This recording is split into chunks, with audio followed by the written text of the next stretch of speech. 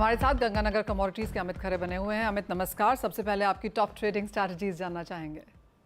नमस्कार मनीषा जी। सबसे पहला जो ट्रेड रहेगा वो एमसीएक्स का रहेगा। बुलियंस में गोल्ड वापस फिर से एक अपसाइड का मोमेंटम लेने के लिए रेडी है। 72,400 के आसपास खरीदारी करें। 72,200 रुपए का स्टॉप लॉस लगाकर 72,800 तक के टारगेट रख सकते हैं। वहीं पे सिल्वर में 92,000 के आसपास एक खरीदारी का ट्रेड करें। 93,000 रुपए तक के टारगेट है। वहीं पे 91,500 रुपए का स्टॉप लॉस है। क्रूड भी हम देख रहे हैं कि काफी लंबे समय से एक अच्छा मोमेंटम अपसाइड का दिखा रहा है। नीचे में 5800 6000 के आसपास इसने बॉटम बनाए थे, अभी 7000 के आसपास भाव है। इसका अपसाइड का मूवमेंट आगे भी कंटिन्यू रहेगा। एंट्री प्राइस है 6980, स्टॉप लॉस है इसका 6920 का, टारगेट है 7070 का। अब थोड़ा एग्री के बात हम कर लेते हैं। एग्री में देखा जाए तो जीरा एक रेंज बाउंड ट्रेड अभी काफी टाइम से देखने को मिल रहा है। 29,500 रुपए इसका एक अच्छा रेजिस्टेंस है। करंट वाईडी की मैं बात कर रहा हूँ। 29,500 अगर ब्रेक करता है तो ही इसमें एक नई तेजी ट्रेडर्स को करनी चाहिए। अदरवाइज 28,000 से लेके 29,500 की रेंज में है, में ही ये कारोबार करेगा। टीएमसी में देखा जाए तो काफी लंबे समय बाद एक अच्छा करेक्शन का दौर स्टार्ट हुआ है। लगता है जब तक 17,000 के लेवल को ऊपर में ये क्रॉस नहीं कर रहा है, नीचे में 13,800 तक के भाव भी टीएमसी में देखने को मिल सकते हैं। वहीं पे ग्वारसीड की अगर मैं बात करूं तो इसमें भी काफी टाइम से एक रेंज बाउंड मूवमेंट चल रहा है। ग्वारसीड अभी देखा जाए तो जो अगस्त वायदा है अभी 5460 के आसपास है। 5500 के आसपास इसमें एक दिवाली का ट्रेड ट्रेडर्स को करना चाहिए। 5560 रुपए का स्टॉप लॉस लगाकर 5300 तक के टारगेट ग्वारसीड अगस्त वायदा में भी देखने को मिल सकते हैं। जी मनीषा। ऑलराइट, वो तो टॉप ट्रेडिंग स्ट्रैटेजीज हैं जो आपको एनर्जी और एग्रीकल्चर में दी गई हैं, ग्वार और जीरा में। लेकिन इसी के साथ अपने दर्शकों को जोड़ने का समय भी है और सबसे पहले सूरत से तीर्थराज भंडारी जी ने ये मैसेज लिखा है। नेचुरल गैस की 220 की खरीदारी है, जानना चाहते हैं क्या करें। 220 का इनका एंट्री प्राइस है। 197 के नीचे अभी प्राइस चल रहा है। काफी नीचे इन्होंने देख लिया है। मैं जो है कमोडिटी ट्रेडर्स को हमेशा ये सलाह देता हूँ कि 2 से 3% का स्टॉप लॉस ही किसी कमोडिटी आइटम में बनाए। इससे ज्यादा लंबा होल्ड ना करें, क्योंकि मूवमेंट काफी बड़ा हो जाता है, स्पेशली नेचुरल गैस का। अभी लग रहा है कि 190 के आसपास ये बेस बना सकता है। 190 के आसपास अगर ये ऐड कर सकते हैं तो इनको वापस फिर से 218 से लेकर 220 तक के भाव देखने को मिल सकते हैं। स्टॉप लॉस 185 का मेंटेन करें। ऑलराइट, साथ ही एक और भी सवाल है। ये धुलिया एमपी से महेंद्र जी ने मैसेज करके भेजा है कि कपास खली इनके पास पड़ी हुई है 2880 के लेवल्स पे, जानना चाहते हैं कि क्या करें। ये ट्रेडर हैं।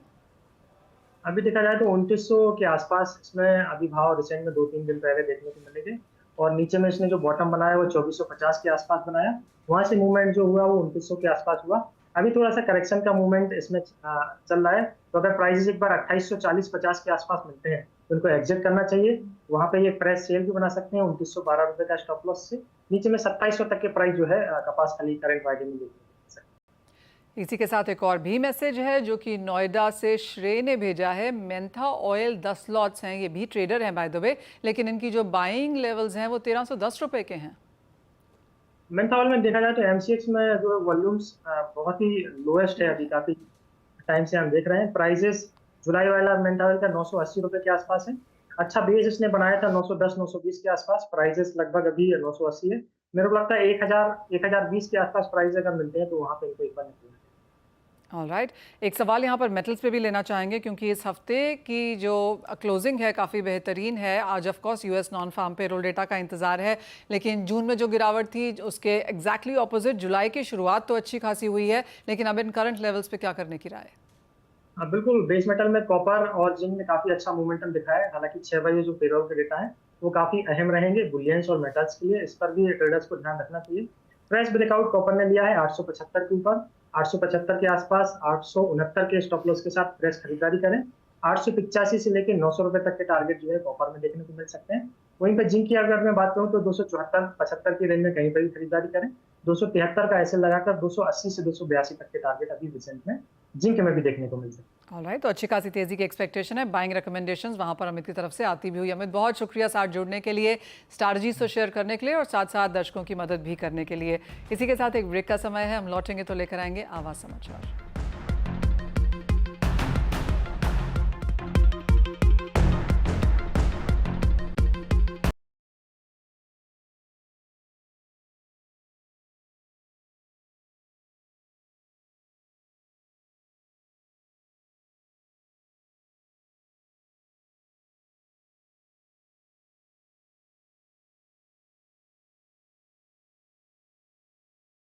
आप देख रहे हैं कमोडिटी कॉल में हूं मनीषा गुप्ता। और सरकार बजट में टेक्नोलॉजी मिशन ऑफ कॉटन को दोबारा से शुरू करने का ऐलान कर सकती है, ऐसा सूत्रों के हिसाब से पता चला है।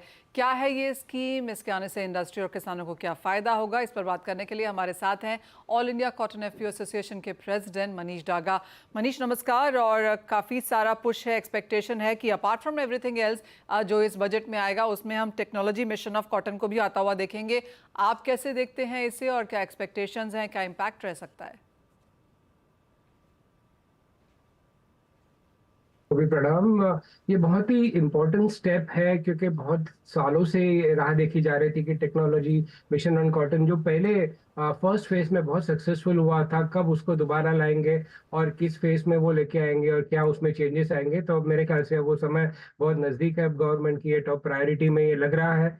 और खास करके जो जो जो कपड़ा उद्योग मंत्री है उन्होंने अभी बताया कि उनके 100 डे प्लान्स में ये बैठ रहा है और आईसीएआर के साथ मिलके वो इस रिवाइज टीएमसी को टेक्नोलॉजी मिशन ऑन कॉटन को जल्द से जल्द लाएंगे। इसके पूरे पॉजिटिव आसार अभी लग रहे हैं।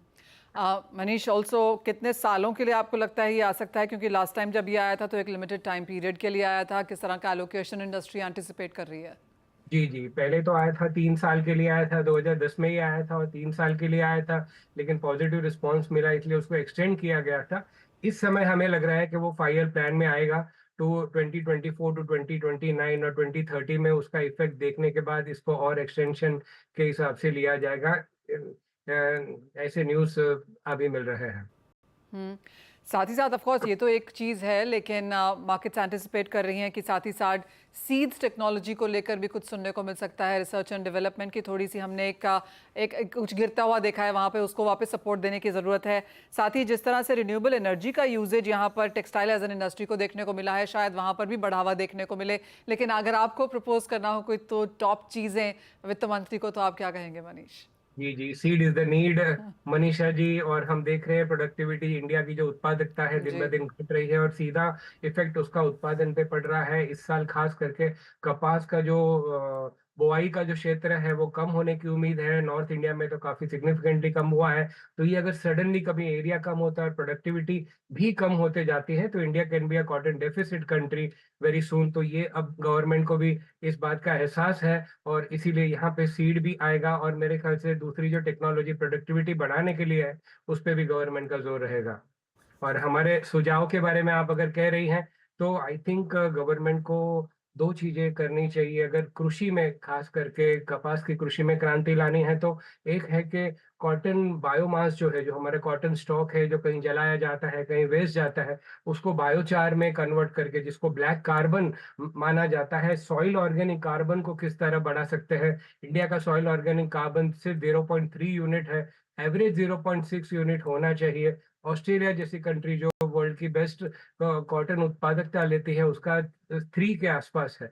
तो ये गैप बायोमास को यूज करके हम किस तरह कॉटन में सॉइल ऑर्गेनिक कार्बन बढ़ा सकते हैं। दूसरा ये है कि कॉटन की क्वालिटी, इंडिया की कॉटन की क्वालिटी, अगर सीड अच्छे आते हैं तो गुणवत्ता अच्छी बढ़ेगी तो उसका डायरेक्ट इम्पैक्ट निर्यात पे होगा जो बढ़ेगी और आयात पे होगा जो कम होगी, जो जो भी गवर्नमेंट का फोकस है। एब्सोल्युटली। तो चाहे वो टेक मिशन है, कॉटन बायोमास है, इंडिया कॉटन क्वालिटी है, सोइंग प्रोडक्शन प्रोडक्टिविटी, तो of course top on charts यहाँ पर रहेंगी। तो काफ़ी चीज़ें जो कॉटन एज एन इंडस्ट्री यहाँ से एक्सपेक्ट कर रही है कि फाइनेंस मिनिस्ट्री इस तरफ अपना ध्यान देगी।